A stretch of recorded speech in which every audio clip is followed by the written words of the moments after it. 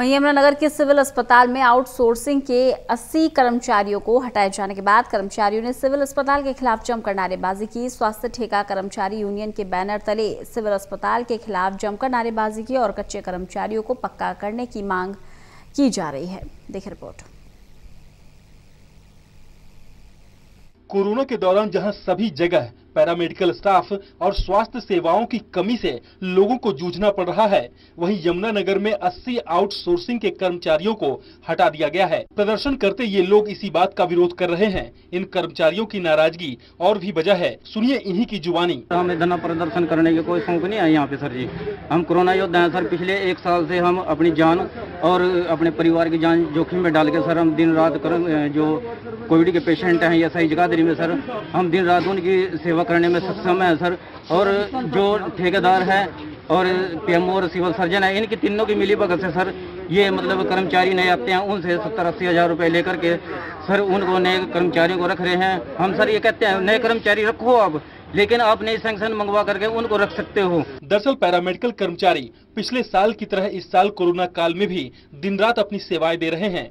उन्हें काम का अनुभव भी है। इन कर्मचारियों का आरोप है कि नए कर्मचारियों को लगाने के लिए ठेकेदार और स्वास्थ्य अधिकारियों ने इन लोगों को निकाल दिया।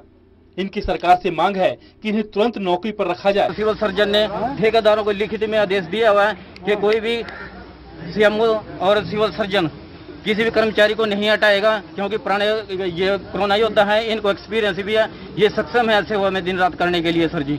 लेकिन सर हमारी पीएमओ सर से परसों और सीएमओ सर से मीटिंग हुई है, तो सर उन्होंने ये कहा अभी 1 मई के बाद आपकी हाजिरी नहीं लगेगी और आपको ड्यूटी पे नहीं रखा जाएगा। आप फ्री में मंदिर समझ के काम करते हो तो कर सकते हो। गौरतलब है कि कई जिलों में सीएमओ ने ठेकेदारों को लिखित में दिया हुआ है कि वो किसी भी कर्मचारी को नहीं हटाएंगे। यही मांग ये कर्मचारी भी कर रहे हैं। सुने इस मामले पर क्या कहना है सीएमओ का।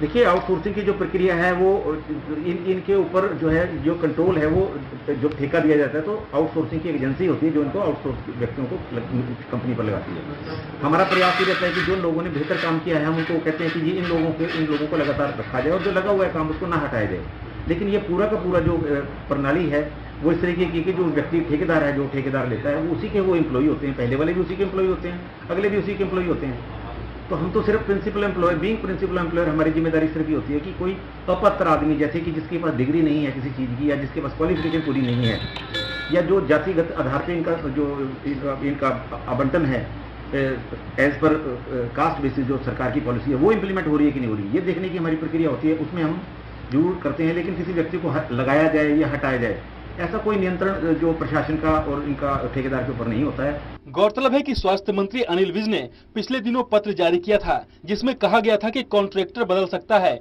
मगर कर्मचारी वही रहेंगे।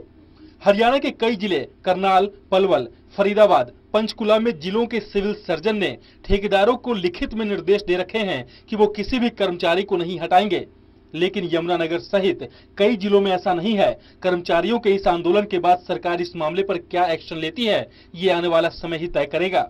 यमुनानगर से टोटल न्यूज के लिए राहुल सहजवानी की रिपोर्ट।